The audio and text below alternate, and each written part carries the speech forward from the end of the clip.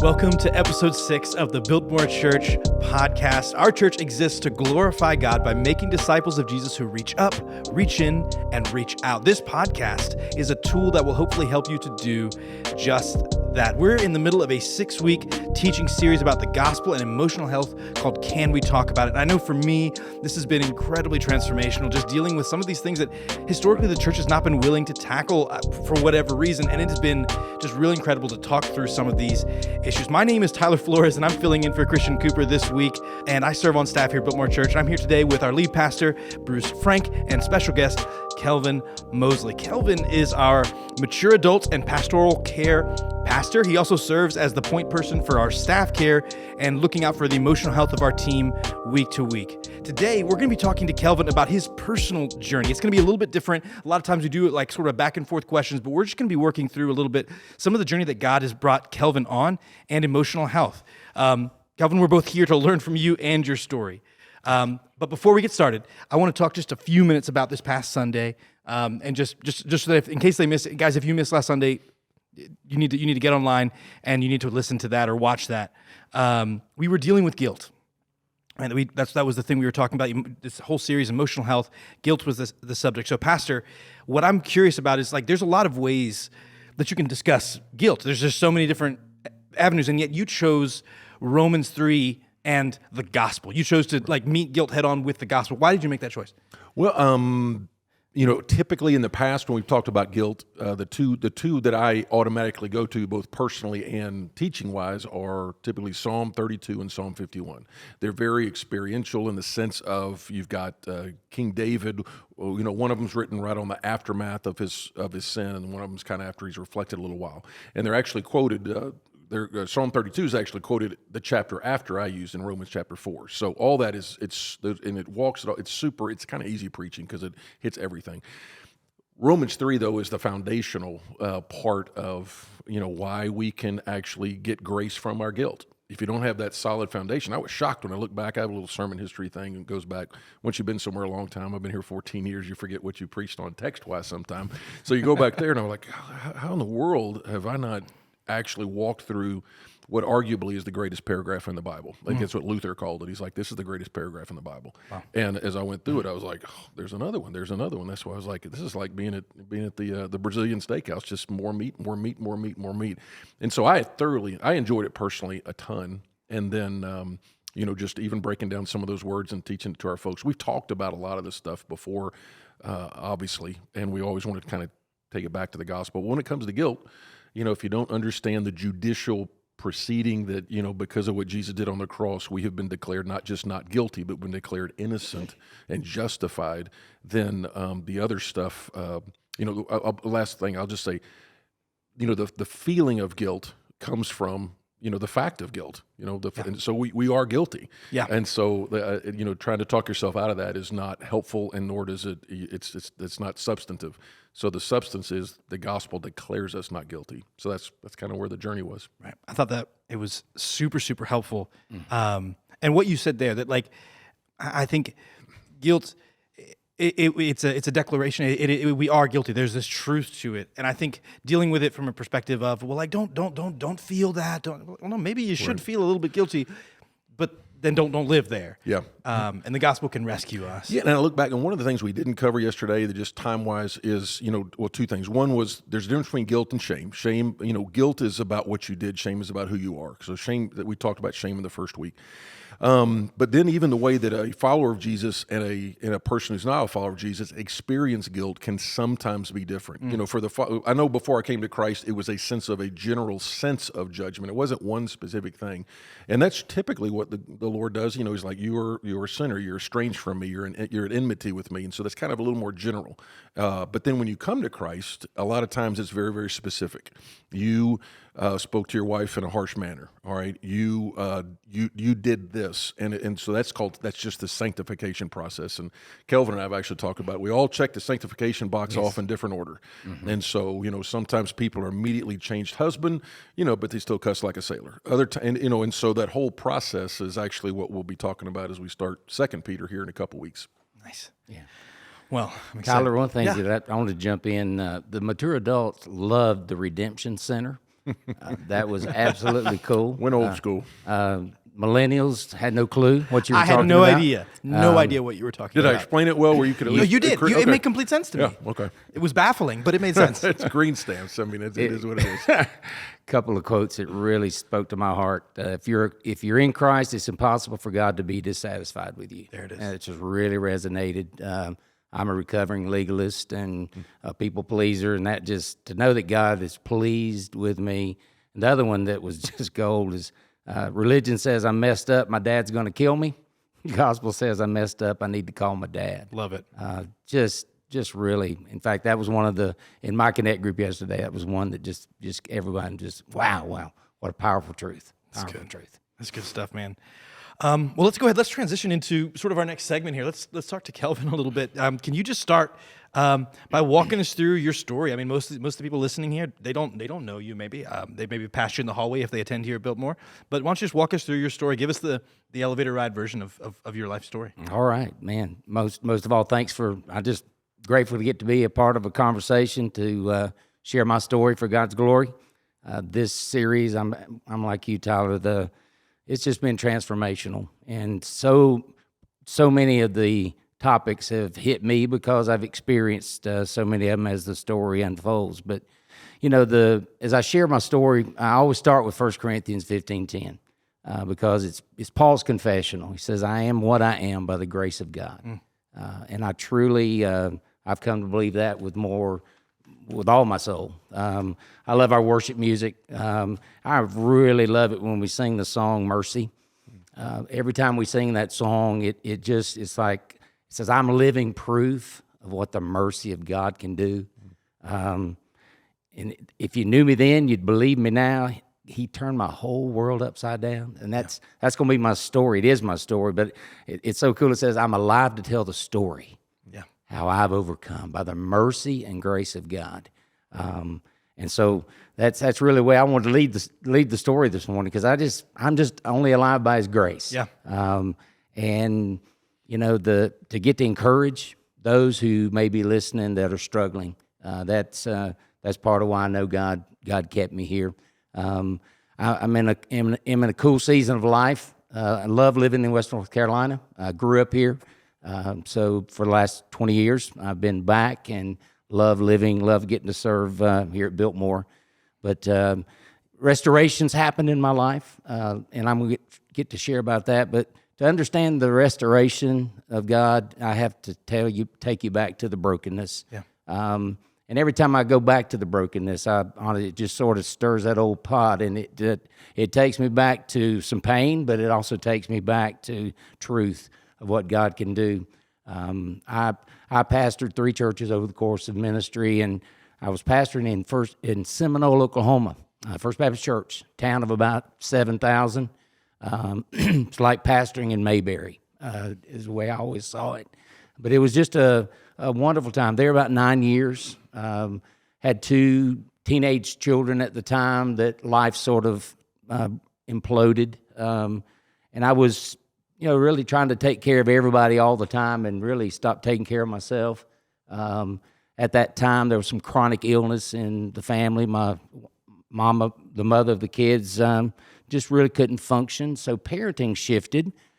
So what's the picture is I'm basically trying to take care of a church, trying to take care of teenagers, which is impossible. You nail Jell-O to the wall easier than you do that. But also, just trying to care for the family and really not caring for myself. And the process basically just sort of the pressures, the stressors. Yeah. I just mentioned a moment ago, I'm a people pleaser. I guess it's in my DNA, and I just don't like to disappoint people. And so trying to be all things to all people at all times, like spinning the plates at the circus, something's going to drop. And that's sort of what began to happen in my journey. To deal with the emotional pain, instead of dealing with it healthily, going and talking with a pastor or going and finding a counselor, I turned to self-medication. My first substance was food. That's the only legal substance for a preacher. Everybody loves to feed the preacher. And I'm a food addict. And I never understand people who say, I just want to have a bite of cake. Why have a bite of cake when you can have the whole cake? Is the mind of an addict. So I knew how to buffet my body. And I got my money's worth on the buffet line, I promise you. Tragically, the other self-medication that I used to numb was prescription meds. I'd been taking meds for depression and anxiety for a long time, but as pressures mounted, my physical body started breaking down, and I developed some neck pain and some back pain. I've always been a pain in the neck, but I developed real neck pain. And what do they give you for pain? Well, they give you muscle relaxants and they give you opiates. If you take those as prescribed, they're okay. But my emotional unhealthiness led me for several months to I just sort of overtook, I sort of became my own doctor. Okay, that one will work, so why not take two of that one? And we call that insanity because that's what it is. No one was monitoring me. No one was checking me. I was just, and as far as I knew, nobody knew.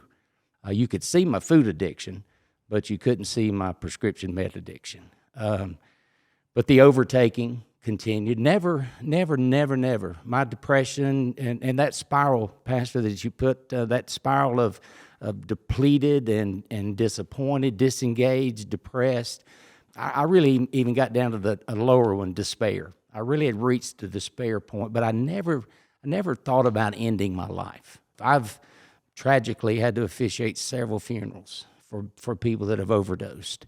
And every time I officiate one, I'm reminded that could have been me. I could have been the statistic. Because what happened, July the 11th, 2003, it was sort of the crash date, the implosion date. In small-town America, believe it or not, physicians make house calls, or at least God sovereignly, divinely intervened because he sent my physician to my house. It was only about 2/10 of a mile from my church. I didn't show up for church, Pastor, so that's the reason she came checking on me. But you know what she found is she suspected that there was some problems. And what she found on that Wednesday night was a 44-year-old man whose respiratory system was shutting down. And she was God's instrument of grace. She intervened. Her intervention plan meant get me to an intensive care unit in Norman, Oklahoma. I learned later, drove away from the hospital that night, told her husband, I don't know if he will live or die. I did live. I woke up in intensive care, had no clue where I was, how I got there. As I stabilized, they moved me to the inpatient lockdown unit. Never been locked down. You couldn't open a window. You sure couldn't open a door. I stayed there for several days. And then a discharge plan and a recovery plan was sort of put together. And what that process looked like really was over the next several months, detoxing. I was so broken that pastoring that church was no longer an option, so I resigned. But I lived in the community for several months, and that was one of the worst seasons of my life because I felt so much shame, so much shame. I had been sort of the beloved pastor, just sort of, and I sort of felt like I went from somewhat of a hero to a zero. I couldn't even go to Walmart. I mean, I just felt so much shame, so much guilt. And the people in that community, they just didn't know what to do with me. Yeah. They never had a pastor, with depression and anxiety, and he got addicted to prescription medicine. They just didn't know how to handle it.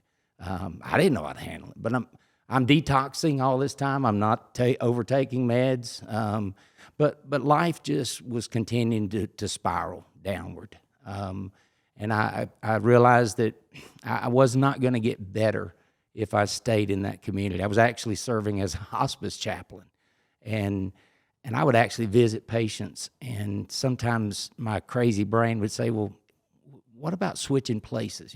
So some of that crazy suicidal ideation of, and again, I wanted to live. I didn't want to die. But I did reach that point, the end of the rope, whatever we call that, where I knew that something had to change. Mm-hmm. And so seeking wise counsel from my family, friends, the decision was made to relocate back to my home, this Western North Carolina, to move in with my parents, live with my parents for a couple of years, continued working with my pastoral counselor. And one of the first things that he told me, he said, Kelvin, you got to find a church that has divorce care, because I knew I'd walked as far in the marriage as I could walk, and I knew that I was in pain and I had to deal with it. So I came out to the campus. I didn't know anything about Biltmore. Didn't know barely knew where it was. But the first pastor I met when I walked on campus was Sam McLam. Now, how sovereign and good is God? He put his arm around me and he said, yeah, divorce care classes are starting here next week. So I was there first night going through divorce care. About a month later, a program started here called Celebrate Recovery. I didn't know anything about Celebrate Recovery. I knew who Rick Warren was, but I really didn't know who John Baker was. But he and Rick Warren had put together a Christ-centered, Bible-based recovery. Now, let me tell you that before CR, I was going to AA meetings. I'd never been to those in my life. NA meetings, OA meetings. I was so desperate to get well that if going to a PTA meeting would have helped me, I would have gone to a PTA meeting. I was that desperate. So just imagine a broken man entering to a Celebrate Recovery program on a Monday night, wept through the whole program, but I knew it was where I was supposed to be because I found a community of grace. Remember, I left Oklahoma feeling like a leper. I walked into Biltmore to the Celebrate Recovery, and for the first time in months, I felt love. I felt acceptance. It didn't matter how bad I'd messed up. Nobody wanted to know my mess-ups. They just wanted me to know there was hope and there was help. So for the next several months, I just worked the 12-step program. I would go home after both of those support group meetings, divorce care and Celebrate Recovery, and I would process with my parents. So they really earned a counseling degree during the whole process. But what Celebrate Recovery helped me do was I really did have a lot of emotional pain that I had buried. And the circumstances and the way things ended in Oklahoma, I had a lot of bitterness, I had a lot of unforgiveness, a lot of resentments. And what I had to learn was that I had to find a way to forgive. I had to find a way to let it go. I saw the visual of as long as I'm not forgiving you, I'm handcuffed to you. And I didn't want to stay handcuffed to those folks from that church in Oklahoma. I wanted to be free. And so the next thing I understood was that forgiveness was not for them. So forgiveness had everything to do with me realizing I got to let it go. And so I wrote a lot of letters that I never mailed. I wrote a lot of emails that I never sent. I did write a couple letters that I sent. I sent a letter to the mother of my children, just asking her forgiveness. God prompted me to do that. So I found as much freedom as I could, and I know that unforgiveness was one of those strongholds that I had to let go of. Again, they never apologized. I never got a phone call that says, "Hey, Pastor, we're sorry." The apologies never came, but I knew that forgiveness was a choice, and I'm so thankful because that was really part of the beginning of some of the real healing. When I use the word restoration, I know that's where some of the greatest work of restoration started, as I learned that, just forgiving. I've been forgiven much, so I've got to forgive.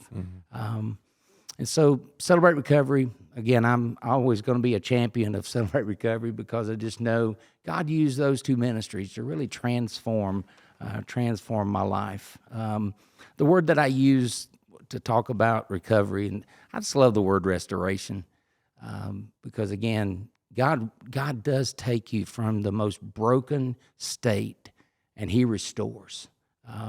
I've always loved Jeremiah 18 because it says He's the potter, I'm the clay. And what I love to celebrate is God didn't throw the clay away. He could have, but He didn't. He took my whole mess and reshaped and remolded. And there's so many areas that God restored. He restored joy to my life. Now, when you suffer depression, sometimes you don't laugh very much. And you guys know me, I laugh all the time. I can hear it from my office. But there's so much joy. God restored joy. He restored me to biblical friends, biblical community.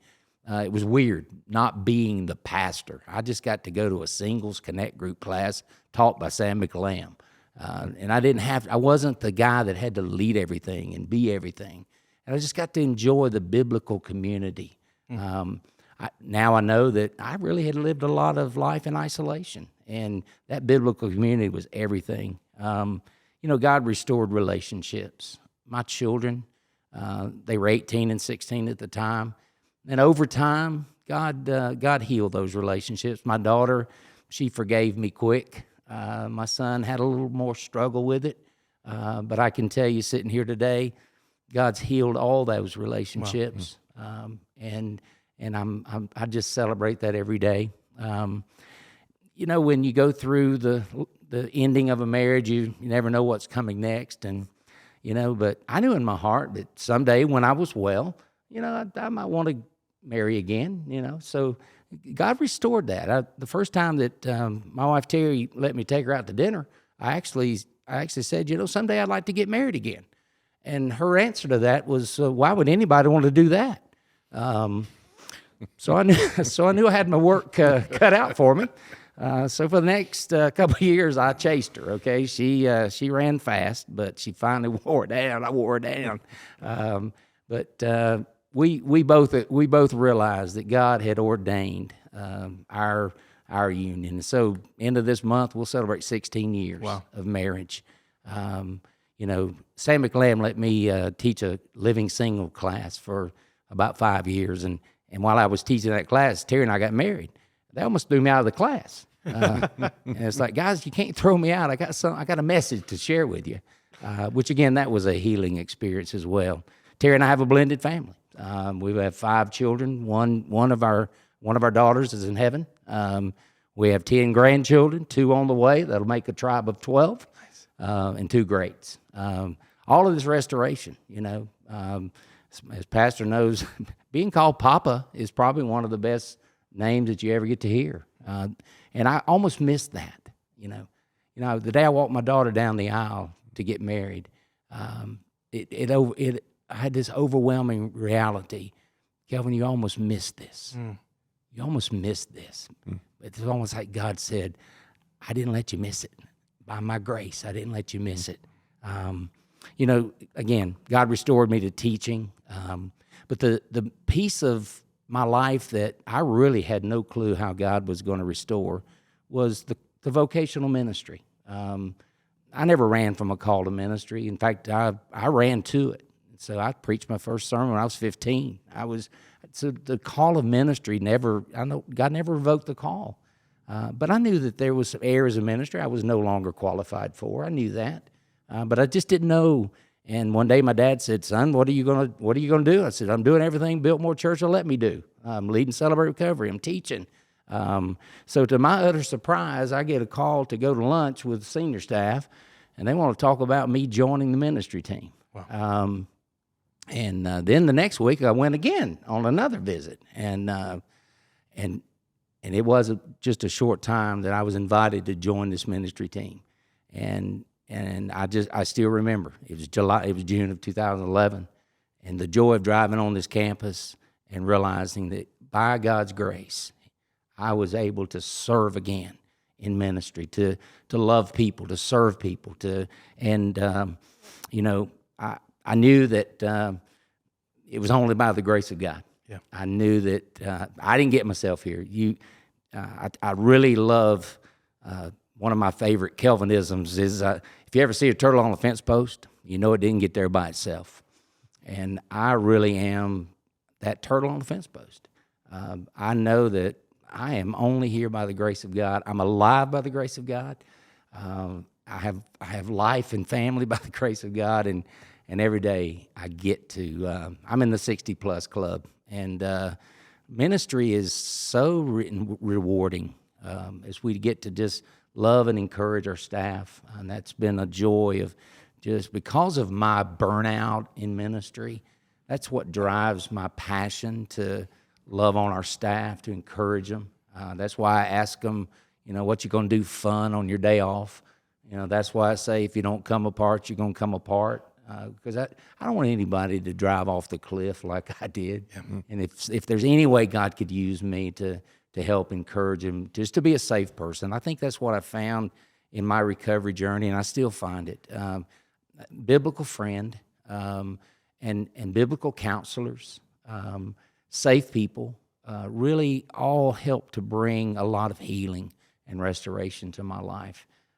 So my goal every day is live one day at a time, to celebrate every day and rejoice. And so that's my story of grace. So I am living proof of what the mercy of God can do. Amen. That's good. Amen. That's good.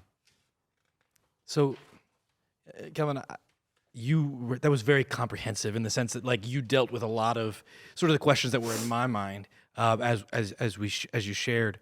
But if you had some advice, some recommendation, what would you say to a person that's dealing with addiction right now? Well, I would tell them first and foremost, there's hope, and there's help.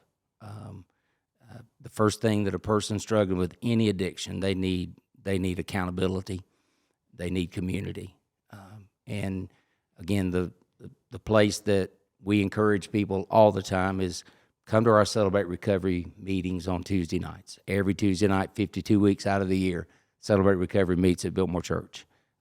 I would tell anyone, and if they don't live in the Western North Carolina area, go online. You can find a Celebrate Recovery group, and there you will find the community. Honesty is the pathway to recovery. Yeah. And so that accountability, CR is structured to encourage you. You meet with guys in groups, and you develop that accountability brotherhood where, there's other guys in the group, and they're just as messed up as you are. And you just you're able to develop a bond of, hey, I'm not alone. I know I'm not. So I would tell anybody struggling with addiction, there's help. You don't have to stay stuck. You don't have to stay in that dark pit. That's good. One last question, just because I think that it's always good. You began with some scripture, so I want to end with scripture. Do you have any other scriptures that you've learned or leaned on in this journey? You mentioned one already, but are there any others? Oh, wow. I really love Ephesians 1:7 because it really summarizes God's redemption, the gospel. In him we have redemption through his blood, the forgiveness of sins. Part of dealing with my guilt and shame was coming back to the cross. I love something Pastor says so often, you can't out-sin the cross. So instead of running from God in my shame and guilt, running to him. And Ephesians 1:7 is just that invitation. You can find redemption only through Christ. 2 Corinthians 12, verse 9 says that God's strength is made perfect in our weakness, and that God's grace is sufficient. I'd known about the saving grace of God, but these last 20-plus years, I've learned a lot about God's sufficient grace, and I can testify God's grace is enough. Mm-hmm. It's enough for everything you're going through. Another verse that's sort of my life verse is Isaiah 41:10. It says, "Fear not, for I'm with you. Be not dismayed, I'm your God. I'll strengthen you, help you, and uphold you with my righteous hand." Those are just some verses that I hang on to, that I hold on to every day. Thank you. Well, Kelvin, thank you so much for taking the time to share with us the journey that God's brought you through. I know that I personally believe that that God uses the story of what he's done in the lives of believers to move and bring healing in the lives of so many others. Yeah. I believe in that passionately. Can I add one more thing? Of course, add it. You've had two fabulous Summit Wellness Center counselors on this podcast. I strongly urge and encourage, reach out to our counselors. Kevin, Donna, that team, they're some of the best. And that's the help. Yeah. That's the professional help that's available. We don't have to suffer in silence. We can find help. And so they're the best of the best. Let me. I was winding up, but I was winding down. But what is that line? What's the line of I just need to find someone to talk to, an accountability partner. I need to share with my spouse, and you know what? I think I need professional help. It's sort of I know it's relatively subjective, but what do you think that line might be? For me, if you feel that you're living in isolation, if there's more dark clouds over your head, if there thought, Donna last week talked about the thoughts. If the thought patterns are again just pessimistic, more hopeless thoughts rather than hopeful thoughts, and if you see that pattern, sometimes depression comes out as anger, that irritability, and so within the family system, if you're just angry and lashing out at everybody that you love and that loves you. To me, I think that point you're really, I think, at that brink of, I need to go talk to a pastor, and I always invite that.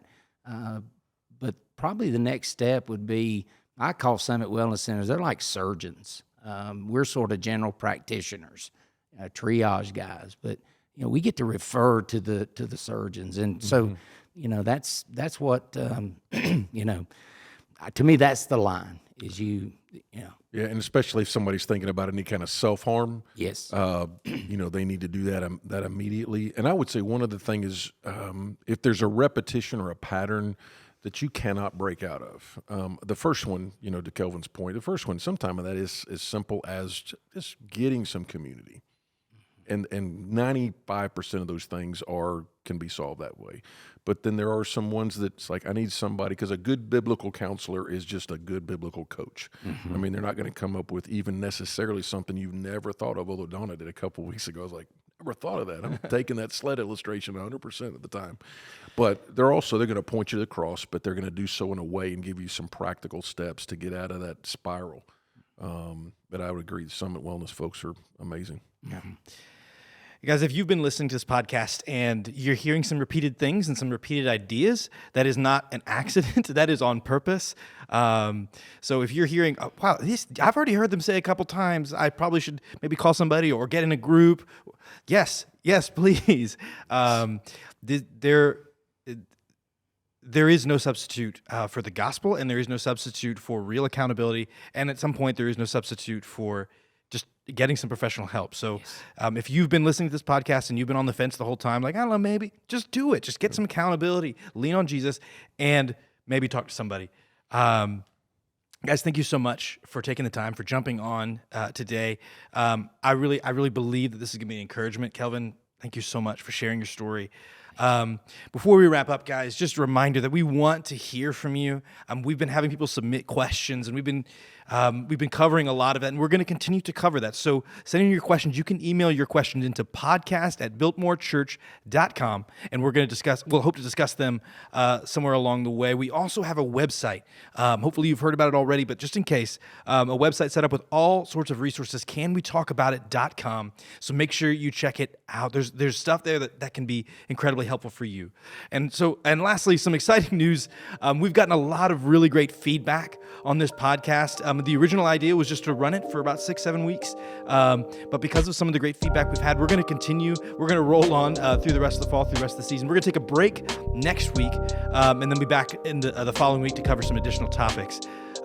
Church family, I hope that this encourages you in your walk with Jesus. We're going to end the same way we always do. Kelvin, you got it? Yes. You're loved and you're sent. You're loved and sent. Bye.